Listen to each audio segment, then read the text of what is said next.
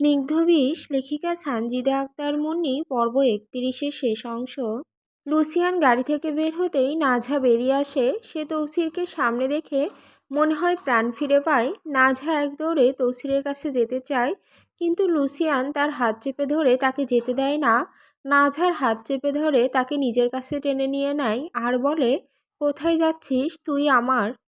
নাঝা লুসিয়ানের এই আচরণে তার দিকে বহ্নিশিখা দৃষ্টিতে তাকিয়ে চিৎকার করে ওঠে, লুসিয়ান, আমাকে ছাড়ুন, আমি ম্যারেড, বোঝার চেষ্টা করুন। তৌসি তাদের দিকে এগোচ্ছিল, কিন্তু নাঝার কথা শুনে তার পা থেমে যায় আপনা আপনি। চরণ সামনে এগোয় না আর। লুসিয়ান আর কোনো শত্রু নয়, নাঝা তাকে চেনে। এটা নিশ্চয়ই নাঝার কোনো চক্রান্ত, নিশ্চিত নাঝার চক্রান্ত। নাঝা লুসিয়ানের হাতে খামচে ধরে নিজেকে সারিয়ে নিয়ে তৌসিরের সামনে গিয়ে দাঁড়ায়, কোনো প্রকার কথা না বলে। ও তৌসিরকে আঁকড়ে ধরে তৌসিরের বুকে মুখ গুজে দেয়। ভয়ে তার হাত কাঁপছে। ভয়টা কি? ভয়টা এই, যদি তৌসির না আসতো তাহলে হয়তো আবারও সে মরত। এই লুসিয়ান একটা সাইকো। এই সাইকো থেকে তৌসির শতগুণে ভালো নাঝার কাছে। নাঝা তৌসিরকে জড়িয়ে ধরেই ফুঁপিয়ে কেঁদে ওঠে। তার কান্না তৌসির এবার বিশ্বাস করতে পারে না।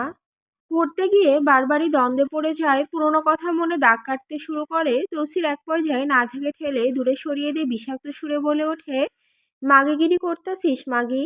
সিনাল তুই একটা, আস্ত সিনাল। তুই হলি বিশ্ব সিনাল। নিজের লাঙের লগে ভাইগা যাওয়ার পথে ধরা পইরা নাটক করতাছিস। প্রেম চোদাস তুই। তৌসিরের এই কথাগুলো শুনেই নাঝা হু হু করে কেঁদে ওঠে। ঝাপটে গিয়ে তৌসিরের গলা জড়িয়ে ধরে সে আবারও বলে, বিশ্বাস করুন, আমি জানি না এইসব সম্পর্কে। আমি মানছি লুসিয়ান আমার মামাতো ভাই, কিন্তু আমার তার সাথে কোনো সম্পর্ক নেই। আমি এবার গাদ্দারি করিনি, বিশ্বাস করুন। কিন্তু তৌসির তাকে বিশ্বাস করে না। সে তাকে আবারও নিজে থেকে ছাড়িয়ে দূরে ঠেলে দিয়ে বলে, মিথ্যা বলিস না, তুই আস্ত একটা মাগি, এটা আমি ভালো করেই জানি। নাঝা স্তব্ধ চোখে তৌসির দিকে তাকিয়ে থাকে। পায়ের নিচের মাটি সরে যাচ্ছে তার। তৌসি তাকে বিশ্বাস করছে না। এখন কি করে সে বিশ্বাস করাবে? দুনিয়া যে উল্টে যাচ্ছে তার। লুসিয়ান এই সুযোগে নাজার হাত ধরে নিজের কাছে টেনে নেয় আর হাসতে হাসতে বলে, আমার সাথে চল, আমি তোকে একটা বেটার লাইফ দিব। যে লোক নিজের স্ত্রীকে পরমানুষের সামনে এমন বিশ্রীভাবে গালি দিতে পারে, সে তোকে কিভাবে খুশি রাখবে? আমার সঙ্গে চল সুইটহার্ট, আমি তোকে সুখ দিব। লুসিয়ানের কথায় নাজা শুনছে না। লুসিয়ান তাকে নিজের কাছে টানলেও সে এক দৃষ্টিতে শুধু তৌসিরের দিকে তাকিয়ে আছে। তার কালচে সবুজ নয়নায় শুধু একটাই প্রশ্ন, আমাকে এতটা অবিশ্বাস করলেন আপনি? আমার আপন আপনি হলেন না? আমাকে একটু ভরসা করলেন না? আমি কি খুব নিকৃষ্ট? আমি কি বিশ্বাসের এতটাই অযোগ্য? আজ আমি থাকতে চাইলাম, অথচ আপনি রাখতে চাইলেন না। আমি সব দিকে শূন্য হলাম। আমি শুধু এই জীবনে শূন্যতাই বইলাম। লুসিয়ান কথাগুলো বলে নাঝার গালে নিজের ঠোঁট ছোঁয়াতে নেয়।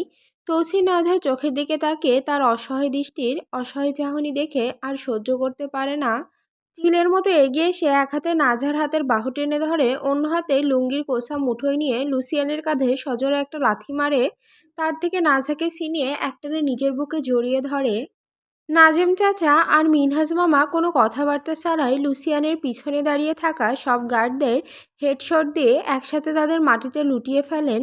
এরা হলেন পুরনো খেলাড়ি। এদের সাথে কি আর বাচ্চা কাচ্চা সমান মানুষ খেলায় মেতে উঠতে পারে?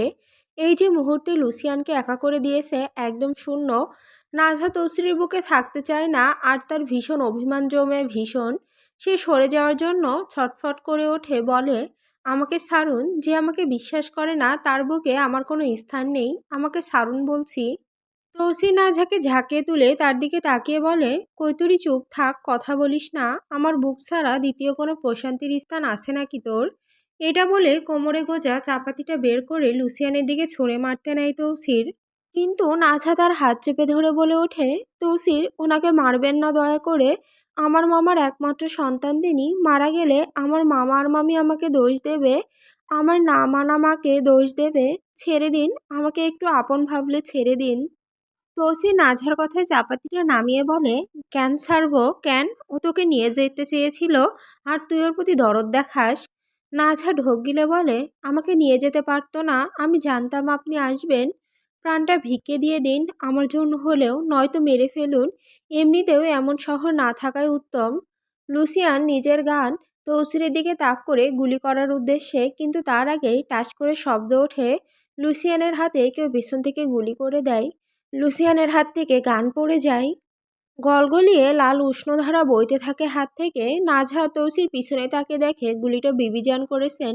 বিবিজানের পাশেই নাজহার বাবা আর ইকরামের বাবা দাঁড়িয়ে আছেন। নাজহার বাবা তাড়াতাড়ি সামনে এসে লুসিয়ানের সামনে বসেন আর বলেন, লুসিয়ান, তুমি এখান থেকে চলো, নয়তো মৃত্যু নিশ্চিত। তাড়াতাড়ি ওঠো, তুমি আমার অতীত, আমি চাই না আমার সামনে তোমার মরণ হোক।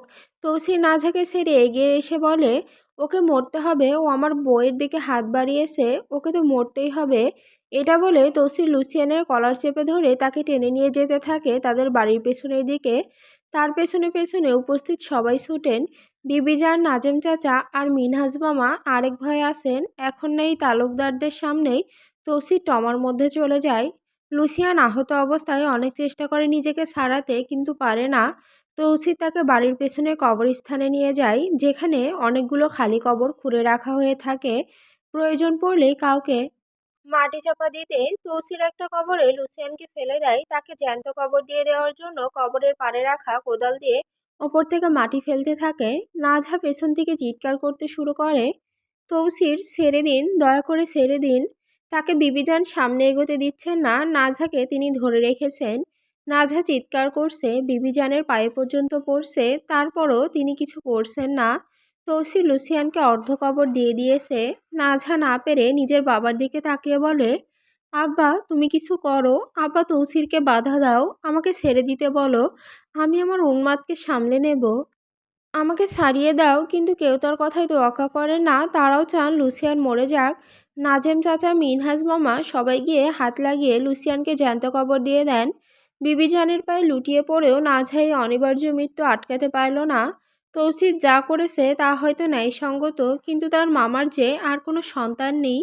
নাজহা জানে কত দীর্ঘ প্রতীক্ষা আর আকুতির পর লুসিয়ান তাদের ঘরে এসেছিল।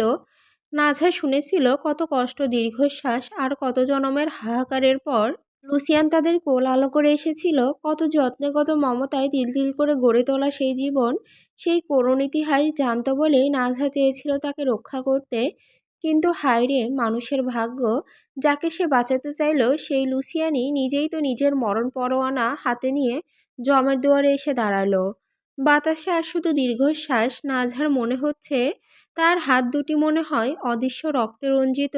এই নিয়ে দ্বিতীয়বার সে কারোর মৃত্যুর কারণ হয়ে দাঁড়ালো। বিবেক তাকে দংশন করছে, এত পাপ, এত বড় দায়ভার নিয়ে সে লোকালয়ে মুখ দেখাবে কি করে? এই বিদীর্ণ আত্মা আর কলঙ্কিত নিয়তি নিয়ে বেঁচে থাকা কি মৃত্যুর চেয়েও অধিক যন্ত্রণার নয়? পাটোয়ারি বাড়িতে আজ এক অনর্থ ঘটে গেল। ঘটনাটি হলো, আজ ওয়াসিমের বাবা ইব্রাহিম সাহেবের বন্ধু সপরিবারে তাদের বাড়িতে বেড়াতে এসেছেন। সাথে তার ছেলে মেয়েও আছে। ছেলে একটি বড় কোম্পানির চেয়ারম্যান। তৃষ্ণাকে দেখে তারা তার পরিচয় জিজ্ঞেস করেছিলেন। বাইরের কাউকে তৃষ্ণা যে তার স্ত্রী সেটা বলতে ওয়াসিম নিষেধ করেছিল, তাই সিতুজা পরিচয় দিয়েছেন যে তৃষ্ণা তাদের আরেক মেয়ে। এখন তারা খাবার টেবিলে বসে খাবার খাচ্ছেন। তৃষ্ণা সিতুজার সাথে চুপচাপ খাবার পরিবেশন করছে। ওয়াসিমের বাবার বন্ধু মিস্টার এরশাদ খেতে খেতে তৃষ্ণার দিকে এক পলক তাকিয়ে ওয়াসিমকে বলেন, তা ওয়াসিম বাবা, বিয়ে কবে করছো? ওয়াসিম এই প্রশ্ন শুনে চুপচাপ খেতে খেতে বলেন, জি আঙ্কেল, এসবে আমার ইন্টারেস্ট নেই। এটা শুনে এরশাদ সাহেব হেসে বলেন, তা তুমি নাই করো, কিন্তু বোনকে কবে বিয়ে দিচ্ছ? কথাটা তিনি তৃষ্ণাকে উদ্দেশ্য করেই বলেছেন। তৃষ্ণাকে তার বেশ মনে ধরেছে, তাকে ছেলের বউ করতে চান। তাই এই প্রসঙ্গ তুলে তিনি এবার সরাসরি ইব্রাহিমের দিকে তাকিয়ে বলেন, বন্ধু, তুমি যদি কিছু মনে না করো তবে তোমার মেয়েকে আমার ছেলে আয়রাদের জন্য ঘরে তুলতে চাই। মেয়েটি খুবই মিষ্টি, আমার আয়রাদেরও পছন্দ হয়েছে। এটা শুনে ইব্রাহিম সাহেবের বিষম লেগে কাশি উঠে যায়। তৃষ্ণার ভয় হতে শুরু করে, ওয়াসিম যদি কিছু বলে এখন।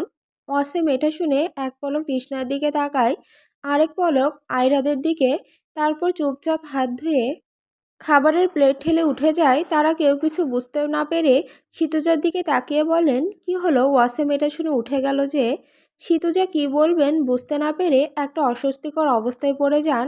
তাই শেষমেশ সত্যিটা বলে দেন, আসলে আসলে তৃষ্ণা আমার মেয়ে না, সে আমার ছেলের বউ।